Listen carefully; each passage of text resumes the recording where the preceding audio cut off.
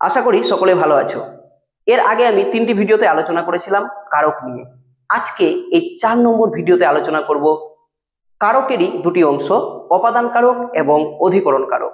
আজকের এই 5 মিনিটের ভিডিও হতে চলেছে তোমার জীবনের সবচেয়ে সেরা ভিডিও। কারণ এর আগে তুমি কোনো চ্যানেলে কিংবা কোথাও এরকম অধিকরণ কারক আর অপাদান কারক চেনার সহজ উপায় বা টেকনিক পাওনি। আজ আমি তোমাদের সামনে সেটা তুলে ধরবো। চলো তাহলে আর দেরি নয়, আলোচনা শুরু করা যাক। দেখো, একদিকে আমি লিখেছি অপাদান কারক, অন্যদিকে অধিকরণ কারক। এটা আমি আগে থেকে সাজিয়ে রেখেছি কারণ ভিডিও অনেক লম্বা হয়ে যাবে তাই। প্রথমেই অপাদান কারক নিয়ে 2-4টি জিনিস দেখে নাও। কোনো কিছু থেকে কোনো কিছু বিয়োগ হওয়া বোঝালে, অর্থাৎ মাইনাস হওয়া বোঝালে অপাদান কারক হয়।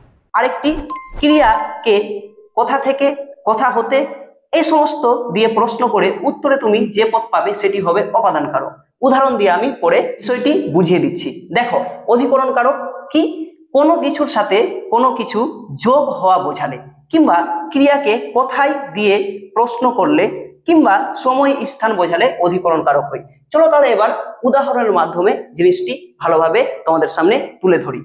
ব্যাকরণ উদাহরণ দিয়ে না বুঝালে তার স্বাদ পাওয়া যায় না, তাই আমি সুন্দর একটি উদাহরণ বোর্ডে লিখলাম। দেখো, রহিম রাস্তা থেকে টাকা তুললো।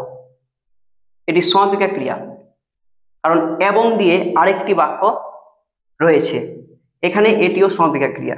দেখো, তুমি মনে করো এই বাক্যটি এখন দেওয়া নেই, শুধু এটা ভাবো রহিম রাস্তা থেকে টাকা তুললো, দেওয়া রয়েছে। রহিম কি তুললো? টাকা।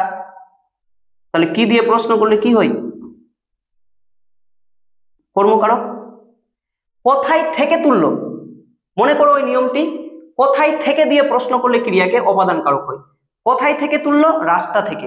দেখো, এটা রাস্তা, এখানে টাকা পড়ে রয়েছে, রহিম কি করলো? এই টাকাটা তুললো। তো এইখানকার জায়গা কিন্তু এখন খালি, অর্থাৎ টাকাটি এখানে আগে থেকে ছিল, টাকা তোলার পর পকেটে ভরলো, এখান থেকে টাকা কি হলো? মাইনাস হলো। এখান থেকে টাকা মাইনাস হলো, এই রাস্তা থেকে টাকা মাইনাস হলো। এবার দেখো, পকেটে রাখলো, টাকাটা পকেটে রাখলো। পকেট কিন্তু টাকা রাখার আগে খালি ছিল, এখন পকেটে রাখলো, অর্থাৎ জায়গাতে প্লাস হলো। কোন জায়গাতে? না তো পকেটে। তো প্লাস হলে কি হয়? অধিকরণ কারক। তাহলে এটা হচ্ছে অপাদান কারক, মাইনাস বোঝাচ্ছে। এবং থেকে দিয়ে প্রশ্ন করলে রাস্তা, রাস্তা পাচ্ছি, অর্থাৎ রাস্তা হচ্ছে অপাদান কারক। আর কোথায় রাখলো, কোথায় দিয়ে প্রশ্ন করছি, কোথায় রাখলো? পকেটে। আবার পকেটে প্লাস হচ্ছে, প্লাস হচ্ছে প্লাস, কোথায় রাখলো? অ্যান্সার কি? অ্যান্সারে কি পাবো? পকেটে। প্লাস হচ্ছে প্রশ্ন করছি কোথায় রাখলো, কোথায় রাখলো, এটা জায়গা, স্থান বুঝাচ্ছে, পকেটে। তাহলে এটা হচ্ছে অধিকরণ কারক।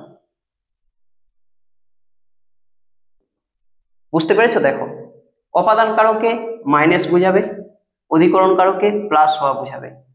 পাখিটি গাছ থেকে উড়ে গেল। তাহলে পাখি কোথায় থেকে উড়লো? গাছ থেকে, অপাদান কারক। উড়ে গিয়ে আরেকটি গাছে বসলো। পাখি কোথায় বসলো? গাছে, জায়গা বুঝাচ্ছে, স্থান। তাহলে সেটা হবে অধিকরণ কারক। আশা করি ব্যাপারটি ক্লিয়ার হয়েছে, বুঝতে পেরেছো। এরকম নতুন নতুন ভিডিও পাওয়ার জন্য আমার ফেসবুক পেজে নতুন হলে তুমি ফলো করে রাখবে, এবং ইউটিউব থেকে দেখলে চ্যানেলটি সাবস্ক্রাইব করে দিয়ে লাইক করে দিবে এবং বন্ধুদের মধ্যে শেয়ার করবে। আর আমার ভিডিওটি তোমাকে কেমন লেগেছে, তোমার মনে কতটা দাগ কাটতে পেরেছে, কিংবা তোমার মনে কতটা ছোঁয়া লেগেছে আমার ভিডিও দেখে, সেটা তুমি প্রমাণ করতে চাইলে অবশ্যই কমেন্ট করবে। কোনো সমস্যা থাকলে কমেন্ট করবে। আজকে এই পর্যন্ত, দেখা হচ্ছে পরবর্তী ভিডিওতে। ততক্ষণের জন্য ভালো থেকো, সুস্থ থেকো। ব্যাকরণ শিখতে গেলে মুখস্থ নয়, ব্যাকরণ শিখতে গেলে উদাহরণ দিয়ে মাথার মধ্যে, মগজে ঢুকিয়ে রাখতে হবে।